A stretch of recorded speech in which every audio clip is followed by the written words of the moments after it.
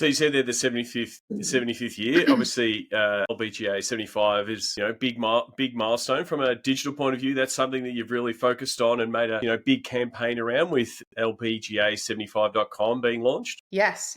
We launched at the start of our season. The exciting part about golf is we're all the time, so you can play pretty much all over the world. So we started back in January with the unveil of the campaign and have been carrying that through very much in the digital and social space, but also we have this amazing LPGA mobile experience that we have at some select events across the tour. So we've hosted that at the Ford Championship back in March. We are at the Chevron Championship, our first major last weekend, and our next stop will be at the KPMG, which is at the end of June, another major PGA championship. So very happy to welcome Krista Olson. She's the VP of Marketing at the Ladies Professional Golf Association, otherwise known as the LPGA. Krista, welcome to the podcast. Thank you for having me. I appreciate it. Not a problem at all. I always start asking people how they got their start in the world of sports business. What about yourself? How did you get your first gig in the world of sports? Yeah, kind of an interesting trajectory. I went to George Washington University in DC and I was a biology major. I was looking to go into sports medicine and got about halfway through and it's like, I don't know if this is still for me, but had grown up playing sport, always very passionate about the game and wanted to stay in it. So I started kind of exploring what sport business and management would look like and kind of followed along that path. So started working in the GW athletic department and then made my way up to Boston for grad school and then had the pleasure to work for New England Sports Network during my time in grad school with Nesson. And then my first sport team gig was in professional lacrosse. So very interesting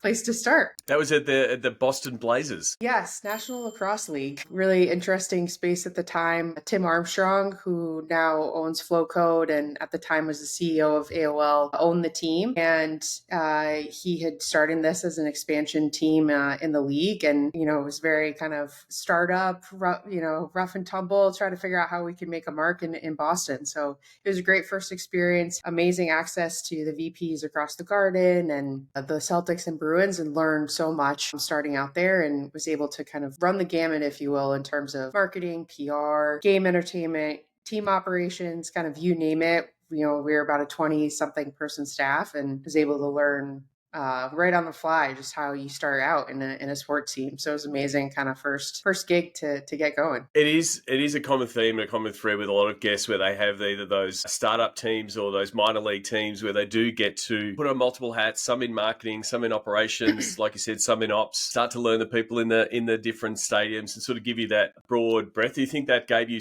a good grounding of, what you do need for marketing and sort of the wrangling of people and everything you have to do in the world of marketing? Yeah, absolutely. I mean, I was in my early 20s and, learning how to manage a P&L that early and really being a part of everything. Like I was, again, like sitting next to the head coach and learning how he would manage the team to our team president and our GM. And I think it's both kind of that business acumen to learn all of those things. But then also, again, we had some amazing resources in Boston to lean on with the TD family. And how do we do ticketing? How do you do retail? How do you make a mark in a sport market that's very saturated and with a lean budget? So a lot of things, especially from a marketing perspective, to be able to be kind of thrown in and be super creative against all those different things. And certainly I think that was instrumental to how I moved into the job with the Winners. And I think, a lot of kind of tactical, but strategic things that I've kind of carried on through my career. So it was quite the first experience, I would say, but I loved it. And I'm very close still with many of the team members I had there, which was incredibly instrumental, I think, to just my career and keeping in touch with all of them. As you know, it's a very small sport world that we're all in, and, you keep those connections, hopefully throughout your life. Absolutely. Yes, you mentioned there, you then moved to the 49ers at a really exciting time when they were moving from Candlestick to Levi in a marketing role. So what was that like? One, moving to the other side of the country, but also, there's not too many opportunities that you get to work with a team as they go through that transition. Yeah, absolutely. I was kind of say that, especially in my career, it was kind of magic in a bottle in a lot of sense. We had all of these perfect timings across Coach Harbaugh at the time and the run that the team had. We had back-to-back NFC championships. We received the funding for Levi Stadium. We were able to win Super Bowl 50 as part of that whole process. And I think just an incredible time to be a part of closing such a historic place with the 49ers as such a historic brand. Their fans are incredibly avid and passionate. And there's just something so special about the Bay and all the things that the 49ers mean to the people there and all over the world. So my first day was the day the lockout started with the NFL that summer. So that was already kind of an exciting time to start. And then, we were able to perform incredibly well on the field, which I was not a part of in any way. But from a brand perspective, you definitely get to leverage all of that exciting, juice and be able to kind of figure out how you pull all that together. And then a really fun time in Silicon Valley, all of the social media outlets were starting or growing. Yeah. Like Instagram was just starting as I was out there. So how do you test that? How do you start that player content? How did we, close Candlestick with this very impactful way, which was really fun to be a part of, and then have this very historic moment with Levi Stadium, $1.3 billion building, one of the first to have mobile ticketing, huge restaurant, this beautiful museum. So just these really, I think, iconic brand to then be able to hopefully impact that with a building was just an incredible thing to be a part of. And again, just really talented and creative people just pushing how sport business now is, I think, in a lot of sense. And I think I learned so much from the people around me and a lot of people that are still there kind of driving forward. The 49ers is, I think, one of the best brands across the world. Yeah, it was an amazing time, like you said, especially in that part of the world, but then also globally with all of the social networks really exploding in the world of sports. You would have been working with Scott Kegley at the time, and he was doing a bunch of stuff in that Yes. space with the Same team. 49ers at that time, and then the Golden State Warriors sort of being at the epicenter of it, but then everyone using it. From a marketer point of view, it just opened up a whole bunch of different options for you as a marketer to reach different things. How did you sort of tackle that explosion of channels? Because you would have been going, from legacy media and traditional channels and out of home and all the stuff that are sort of the traditions of marketing to, hey, here's these new channels. Yeah, absolutely. I mean, I think those were the fun day to day that Scott and several others, we all talked about. It was like, okay, well, let's test this on Instagram. Like, how does this work on Facebook? And that kind of interesting mix too of how do you open a building? Like you're telling a story within a story. And so that was really interesting to kind of figure out how you bring something new to life to a group of fans that, again, very invested, Super Bowl wins there at Candlestick Park. And I think that balance that we tried to do, and I think we grew exponentially in terms of staff, especially on the video side, the storytelling side, game entertainment, to be able to bring in more people. I think when Scott and I started, I think we were a team of 6 or 7 at most.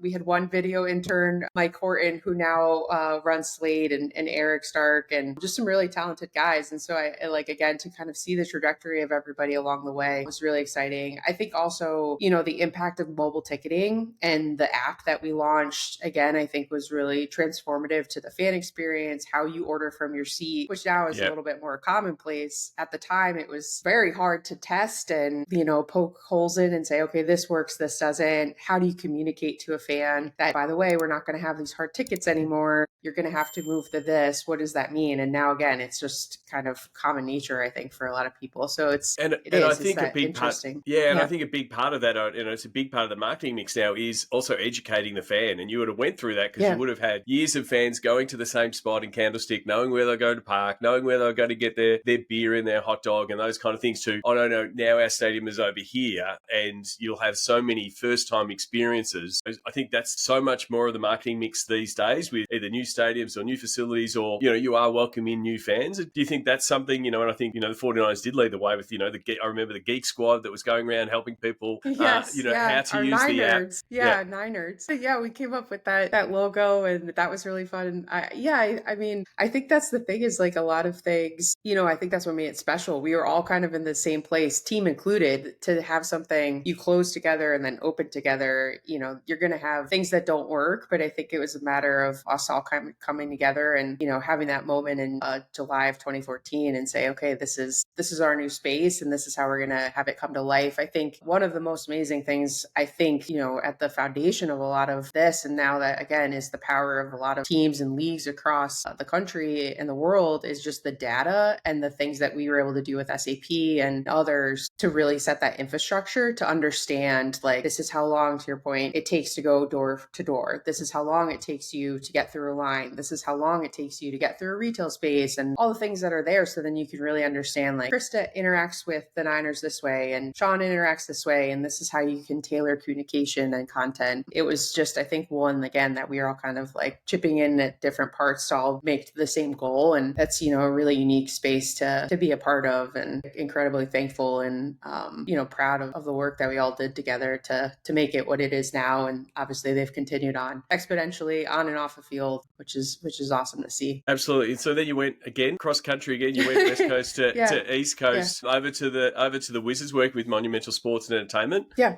Going from West Coast back to East Coast, but then also NFL to NBA. What are some of the similarity and differences, sort of changing both coasts, but also leagues? Yeah, absolutely. Well, I'm originally from Connecticut, so it was nice and I went to school in DC. So it was nice to be back on the East Coast and be closer to some friends and family I hadn't seen in a long time. I think the NBA and NFL are always kind of pushing each other to, not in a one-up way, but just like, how do you continue to innovate? And I think with Adam and Teambo and just all the people within all the teams across the country are all really passionate and like inspired by one another. And I think that was a big part of my excitement to join the NBA. I grew up a Celtics fan, love basketball, and, I was excited to be a part of Monumental Sports. I think Ted, very similar to Niners, also has that spirit and, just constant drive. Like, what else can we be doing? How else can we be interacting with fans? How else can we be amplifying our player stories and the brands that are a part of the MSE family? And so, again, I think that was a fun opportunity to be a part of the City Edition Nike collaboration. That all started when I was there. So we moved from Adidas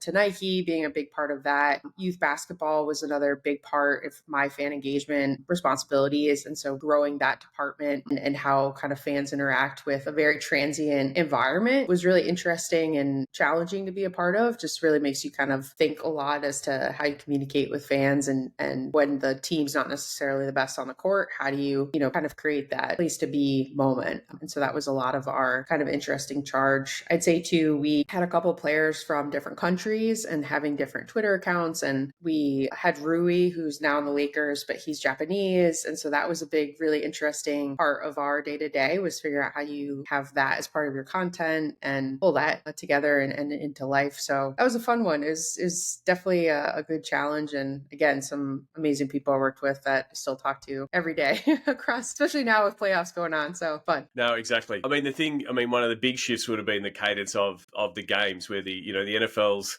home game schedule is, nearly everything's event. Yeah. Even though they keep expanding games, there's still a finite amount of games. And then you're going to a 41 home game season, and there's more inventory, and it's a bit more of a diverse mix of, you've got to get, what does group marketing look like? And like you said, how do you transition fan and youth marketing to bring more, cheeks on the seats, as we say? Was that something that was sort of a big part of your role at the Wizards? Yeah, absolutely. I think how I sort of describe to people is like the NFL every single week is, to them, it's a Super Bowl. Like, you have like everything kind of built out from a thematic standpoint. Every single kind of drumbeat across it is very programmatic. You have fanfare and, you are making that impact to, I think, one, the dollar amount for a ticket, what that fan is probably only coming to one game a season unless they're a season ticket holder or have a higher affluence. And so I think you want to make that experience, not saying you wouldn't for the NBA, but you want to make that as impactful as possible. I think what's interesting about baseball and basketball and hockey is you do have a lot more of that. And you have to be a lot more strategic about, okay, we're going to do groups for this particular thing, or we're going to have promotional nights around this player and this night and these team nights. And that's a lot more of that puzzle piecing that you're working against. And,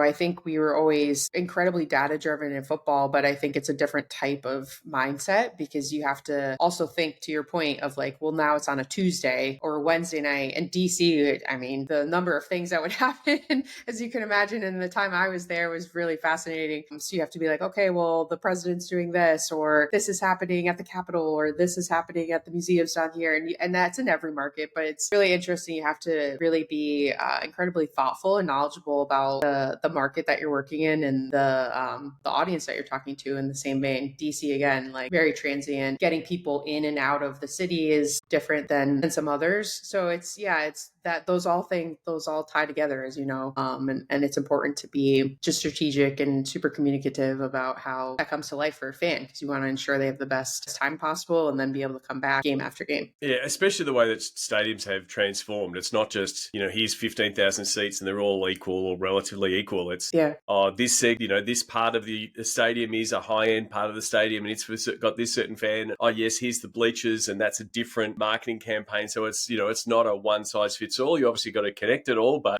different marketing efforts will sell at different parts of the stadium. And I think that's the bit that's both exciting but also challenging as a sports marketer these days. Yeah. I mean, DC was great in that we launched a college rush program, just a great audience mix of collegiate students. And that was one for us, super successful, low ticket, get something either Chick-fil-A or like a gift with purchase. And again, it's the audience mix you want from, a crowd coming to a game for the first time. And that's incredibly different than having a guest in the Etihad Lounge. That's the most VIP place in the building. And so that balance is, to your point, it's challenging, but it's fun because then you get to think through the creative mix and the messaging and where that comes to life. Back to our original thing with social media, traditional out of home, you have to pull all those pieces together, which is what I love to do. It's great. It's good. Absolutely. A lot of the times when we're talking to people about their career, they've either come from or swapped between team side and agency side. And post the Wizards, you sort of went agency side with Red Peg. What were some of the things you learned, like not being on the team side, not looking after the P&L and not having a single client? What did you learn in that role? Yeah, absolutely. I think that was a big part, honestly, of joining Red Peg. I was, I love team life. I didn't enjoyed all the experiences I had, but to your point, I had always been the client. And just as I wanted to grow as a marketer, I was looking for opportunities that I think allowed me to flip that coin and learn how to speak to a client and how do you pitch and pull those things together. Red Peg, an amazing experience agency, a little small shop in Alexandria, but working with huge clients with Capital One, Geico, Niantic, who run all the Pokemon events, and then a lot in the beer, wine, spirit space. So, I had some really interesting experiences just to be able to, again, like carry, and that also was COVID. So how does digital come to life with a Geico, having huge year-round tours with NASCAR and MLB? How does that come to life in the digital space? They worked a lot with CMA in the country music space. We did a lot with like a Geico Green Room, which was all digital based. And we did this really amazing show that people could watch the Opry on their computer during COVID and interact and still be able to have that fandom. So just a really interesting place, I think, for me, like kind of switch my mindset and say like, okay, well, how do I focus this towards this CPG client or this auto client or this beer, wine, spirit client? And, I love my time there. It was, again, just a really good challenge for me, honestly, like to push me in a different space, and had the opportunity to build a digital marketing team out with creative and a web developer and just a nice little squad of people that were just all super invested in growing the business and being able to bring really amazing creative and strategy to the clients that we have. Terrific. So now you're at the LPGA. What's your key role and responsibilities? What's under your remit at the LPGA? Yeah, absolutely. So I'm the first ever VP here. They've not had a full marketing department kind of built out within the league association. And so, was recruited here and have had the opportunity to build this team out. I oversee all things brand and creative, retail marketing, and all things fan strategy and engagement. So, and event marketing. So have been really building out the team over there. I've almost here for 2 years, have been building that group out. And, I think for the LPGA, we're really in this amazing place where, we are celebrating our 75th anniversary this season, very storied history, the longest tenured women's sport organization in the world. And, now we have the opportunity, I think, to have this full Marcoms team under our CMO, Matt Shwera, and we've built out our business intelligence team. And so, to have the opportunity to be a part of that and really think through where we want to take the next 75, 95, 105 years of the LPGA. That was a really exciting challenge and opportunity for me to join here, and have been kind of building up this. And, I think the 75th anniversary this season has been really fun to learn so much about our past and how we carry those stories through. And now how do we tell kind of this next tenure of amazing athletes across the space. So you said they're the 75th year. Obviously, LPGA 75 is big milestone from a digital point of view. That's something that you've really focused on and made a big campaign around, with LPGA75.com being launched. Yes. We launched at the start of our season. The exciting part about golf is we're all the time, so you can play pretty much all over the world. So we started back in January with the unveil of the campaign, and have been carrying that through very much in the digital and social space. But also we have this amazing LPGA mobile experience that we have at some select events across the tour. So we've hosted that at the Ford Championship back in March. We are at the Chevron Championship, our first major, last weekend. And our next stop will be at the KPMG, which is at the end of June, another major PGA championship. So very excited about that. And that is very focused against like fan experience, retail. I've been doing some really fun capsules.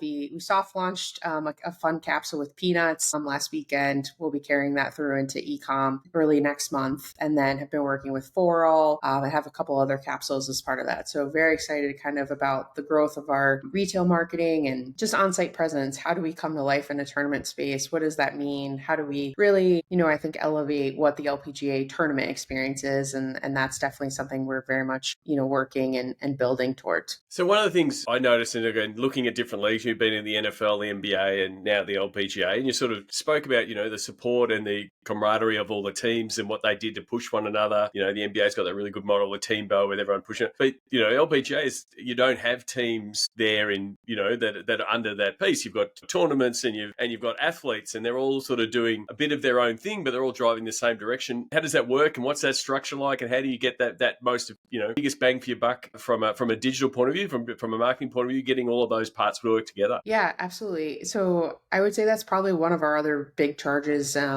We do have a new VP of tournament business. He's been here about the same time I have. And I think that's a big part of kind of our conversations day to day, is along with our VP of comms and our content team. I think we're constantly trying to build strong relationships across our players.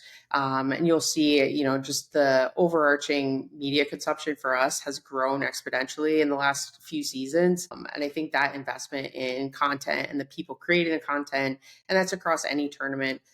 We have select events that are fully owned and operated by the LPGA. We have our majors, and then we have tournaments that, we work with, Excel Sports and Outlier. And so I think that's where we're trying really to look at the tournament space and the tour as a whole. How does it make sense for our players? Does the travel make sense? Does the content that comes with it, does the experience, is it consistent? And so that's where we're really looking at it holistically, to be able to elevate the experience for the player, the pay equity related to that, the experience for the fan. What does that mean? Are we going to the best courses? Are we providing them the best experience on site? And then if you can't come to an event, or you live in a place across the world, how are we coming to life for you on our social channels and in broadcast? And I think like those things are our kind of steady drumbeat on a day-to-day. When we're on national TV and on national broadcast, people are tuning in exponentially. So how do we continue to ensure that women's golf is showing up in that space as much as possible? Because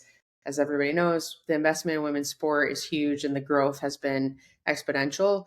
It's on us to continue to push that and push our partners to invest in, and on us to continue that content build. And I think that's get the things out to our fans. They want to watch. They want to watch Nelly Korda. They want to watch, Charlie Hull, and engage with their content. So how can we also provide those opportunities for them to be, easy and as streamlined as possible? And I guess your charge is to do your best to capture as much of that data as possible, whether that's someone that's going to a course, or someone that's tuning in, or someone that's following the stories on social. Is that when you sort of came in to the LPGA, you sort of started looking at that data picture and sort of saying, what do we know about our fans now, but what's that big unknown, which is a great opportunity because you know that they're out there. Yeah, absolutely. We hadn't had a standard or centralized ticket partnership. So we signed with SeatGeek 2 years ago. And that's been a huge part of that. I think, again, to your point of knowing who our fans are, who's coming, it was kind of this kind of parsed effort a little bit across tournaments, more so because it was out of necessity to get a ticket, to get a fan there. And again, I think just the knowledge base and buy-in, I think, from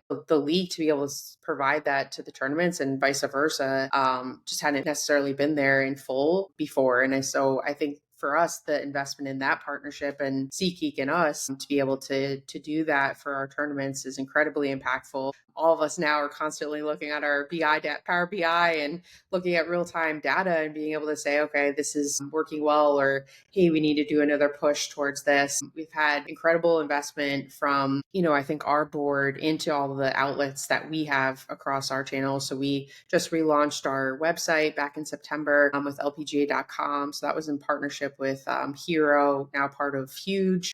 We have a new app also in association with that. And so I think that's been, an amazing place to be able to kind of find our fans and learn from them how and when they're interacting with us. Paid advertising, again, hadn't necessarily been a very large strategic part of the process here. So again, building that out with my team and again, being able to really build those customer funnels and push notifications and customized emails and all the things and kind of basics, very impactful very quickly here because we can now see all of those important data points. And I think not just our fans are appreciating them, our partners are appreciating those insights and our players are appreciating them. Like, I think they see the investment that our teams are making to get them out there and to get their play out there and highlight them more. I think, it's the experience of the fan that people want to be able to interact with, and how do you customize that? And then it's also, how are we storytelling our players as strongly as possible? So it's a really fun place to be, and how do we kind of build this in the right way? So we're setting the LPGA up for future success and hopefully even more exponential growth.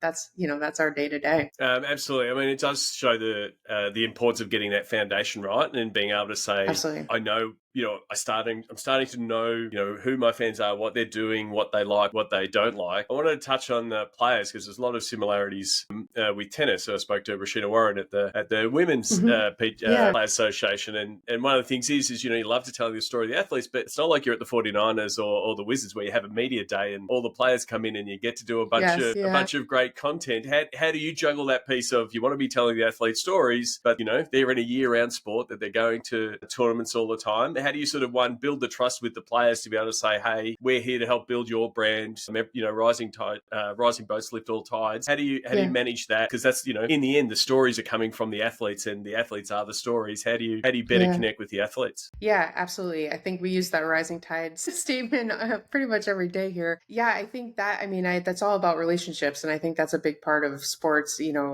The car wash mentality isn't one that we get to have here often, but I think it is that relationship building, and the investment in people is as important of being in the front office as it is with the players. And I think our team has done an incredible job just building a lot of just connection points across the agents as well, and just showing like, this isn't like putting you on social. I think there's sometimes hesitancy, and there is a little bit more of a conservative nature, I would say, in golf in comparison to some other teams, just in terms of putting yourself out there. And especially women's golf, I think it's just very polished in a great way, but also a little bit sometimes like we just clap and then you that's how excited you are. And I think it's great to see somebody really authentic and celebrating. You should be excited. You just won a couple $1 million. I think that's where we're just trying. It's the investment in media training. It's the investment in the relationship with their teams, and just really understanding similar to tennis. I think being a golfer is incredibly challenging. Like, you're booking your own things, you're traveling all over the world. Like, it's a lot of time. And so to come over the top and say, okay, you have to do all of these appearances, or you have to do all these things for a partner, that's a lot. I think explaining the why to a player and then showing them on the other side, like, this performed really well, like, fans love you. This, like, if we give them a little bit more, they'll give a lot more. And I think it's just that it's really showing the results now to be able to say, this is making an impact. You're making impact on millions of fans. How do we continue as a team, even though it's not a team sport, to be able to kind of all work together and really really move things forward. I think, Solheim Cup, our version of the Ryder Cup, is a really fun one because everybody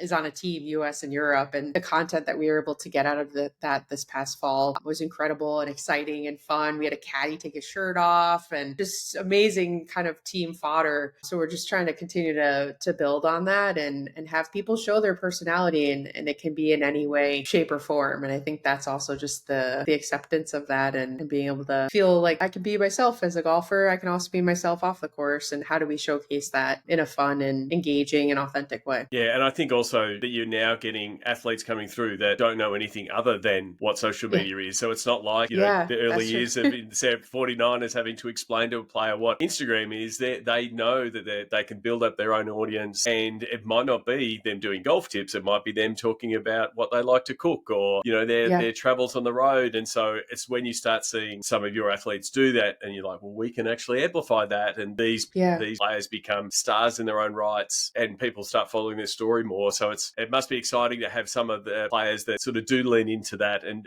have sort of real, I guess, understood that authenticity. It's like, just share a little bit of your life. You don't have to manufacture it. It doesn't have to be super polished. Super edited. People want that, rough and raw, and getting to know and just have another reason, to follow, whether it's my favorite golfer also watches the same TV shows, same trashy TV shows that I watch. Yes. Yeah. And it's those kind of things that sometimes bring people in. Yeah, 100%. And I think that's exactly what we're showing. I mean, we had Alexa Pano. She did getting ready for the Pro-Am, and she just did a really cut and raw thing that we helped her with. And she was getting ready in the hotel. And then I think Lynn Grant's been another amazing one. She's been showing her house renovations. She's very into interior design. So they're over doing her garden in Sweden, and how that has been kind of transforming. And so again, it is exactly that. Just how does your life come to life? And then you get to go be this amazing professional athlete. It's just more relatable and, a fun thing to be a part of if you're a fan too. One of the things I have discussed with a bunch of people in the golf industry is how, I guess, the selling and the marketing of golf has shifted over the past 10 years, especially in that event space, to get people to the tournament. Gone are the days of just marketing to the golfers, and you're a golf fan, you're coming to watch the golf. It's, yes, you're still doing that, but there's also now, the eventization and the tourism part of golf. It's like, it's a destination, and that destination marketing. And a lot of it's because of new voices coming into the sport and saying, oh, this is what we did in the NFL, or this is how we activated in the NBA. Has that been something that, you've done a bit in your time? What about this, guys? Have you done a bit of that in sort of and being open and having the LPGA be open to those new ideas? Yeah, absolutely. And I think that's what's a really fun and interesting time right now, is that I think there's been so many amazing things that have come across the tour in 75 years. I think it is sort of that place of, we understand what we have. How do we get to a place that we can add to that and, again, have exponential growth? And I think, we have a really fun place in the sense that I think we're family friendly, but we also have this massive interest from women in golf because of them either picking up the sport and becoming an avid golfer themselves, or kind of this novice golfer who wants to come out with her friends, her boyfriend, or their husband. The girl dad space is really fun and interesting to see. And that balance of, and we have it all the time, of the dad bringing their daughter out to an event, and that gets to be a really special place that they get to enjoy something together. So,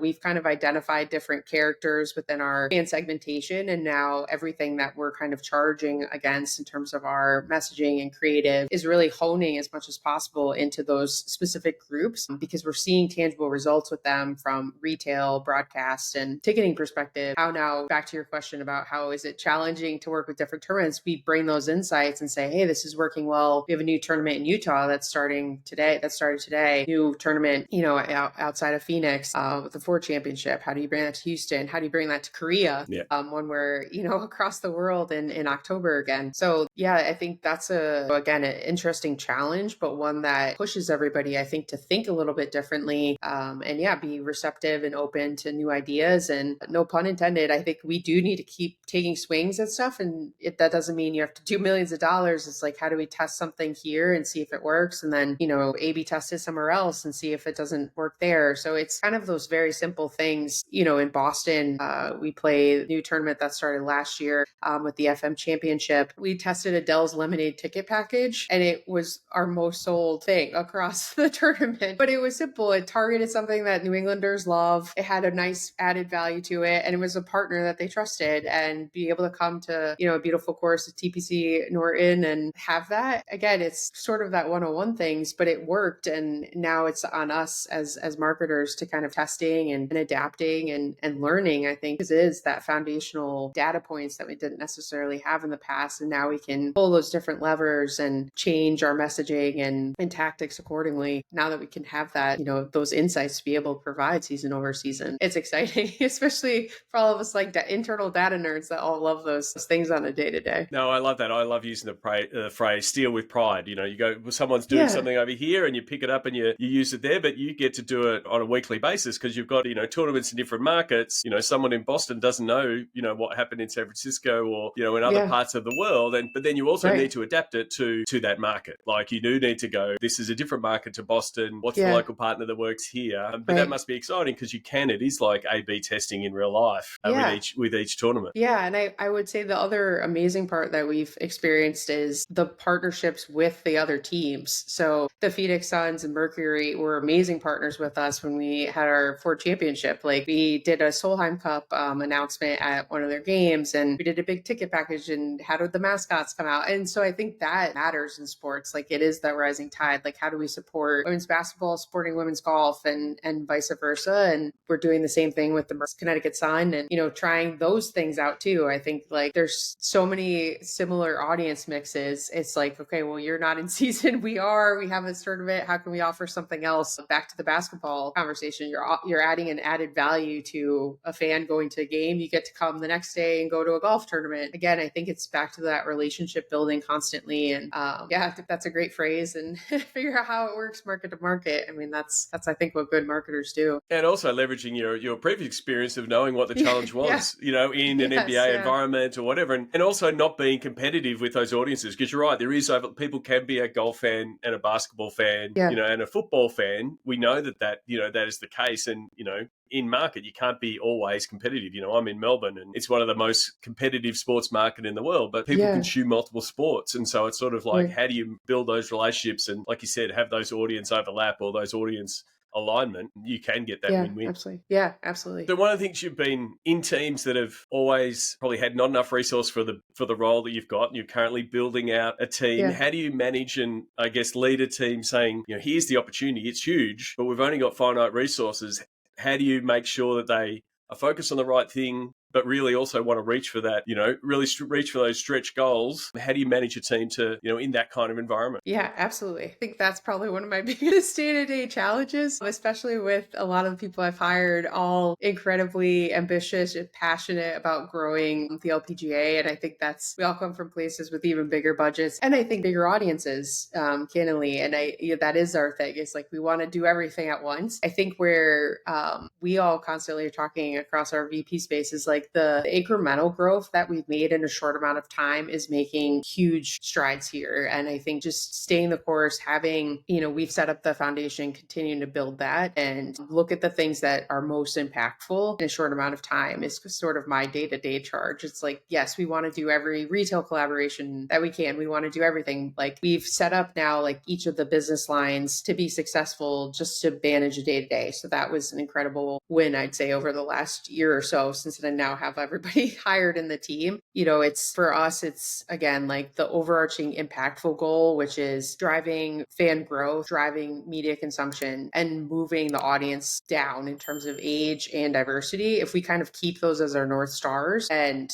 just keep charging against those as with, very strong and solid tactics, I think that's where we're making strides really quickly, because I would love to be doing like some amazing, and we can, but I think we also need some stronger partners and more partners and things in the mix. And again, I know that's also happening as well. So I think, just staying focused, taking all the creative inspiration that we can from everybody and everyone, that's not just in sport, and then saying, how can we apply this and be nimble and strategic against against the very sound goals that we have, which I think we are continuing to charge against on the day to day. But yeah, sometimes it's like, well, wish we could do that like that incredible Super Bowl halftime show. It's like, well, we'll get there. We know how to get there. I think it's just, we got to take the steps through the forest to make everybody go with us at the same time.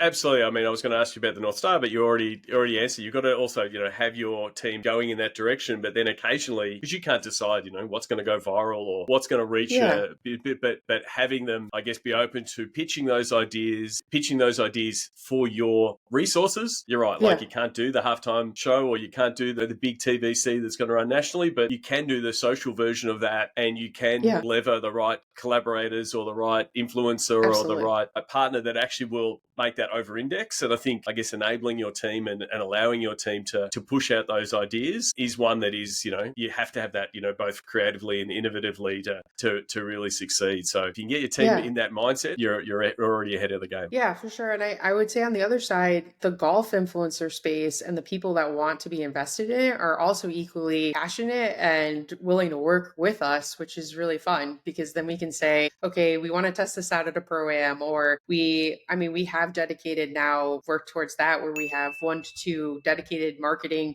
pro-am teams. So, how can we brought out the Seattle Seahawks head coach and their mascot and 2 players when we were out in Seattle last year. We had Arian Foster out last year.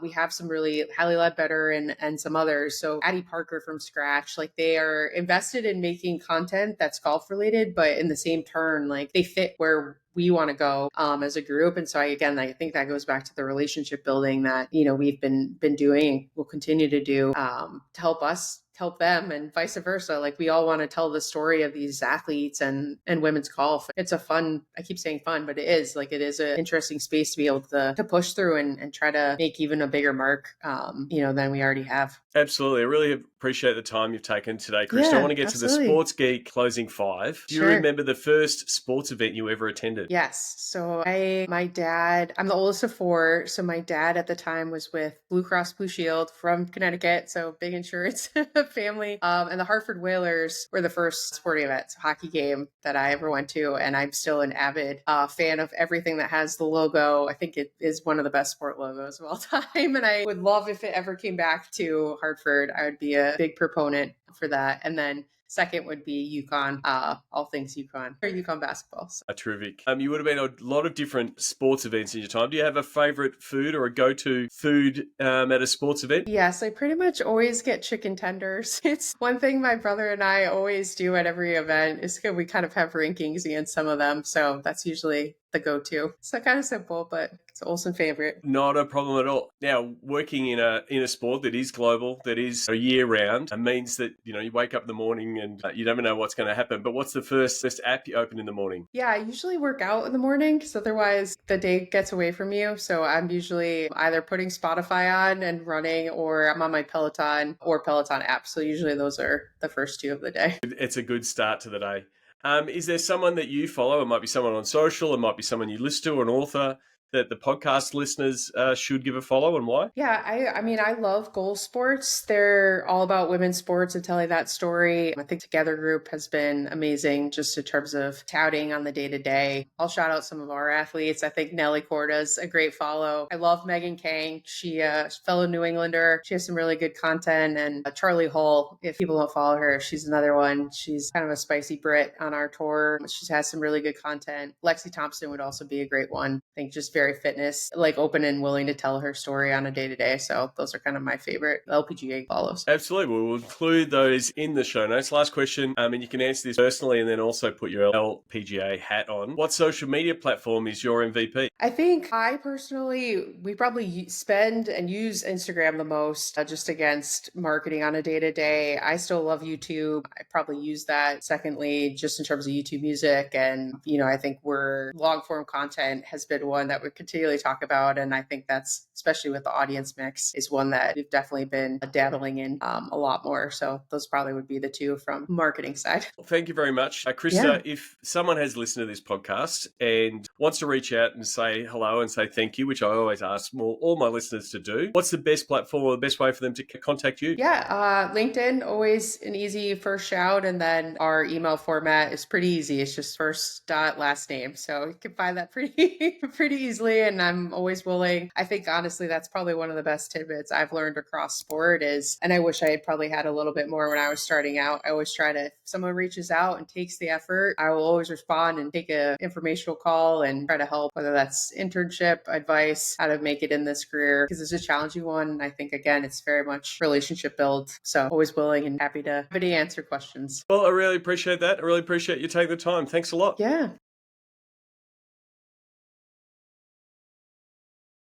Thank you. Appreciate it.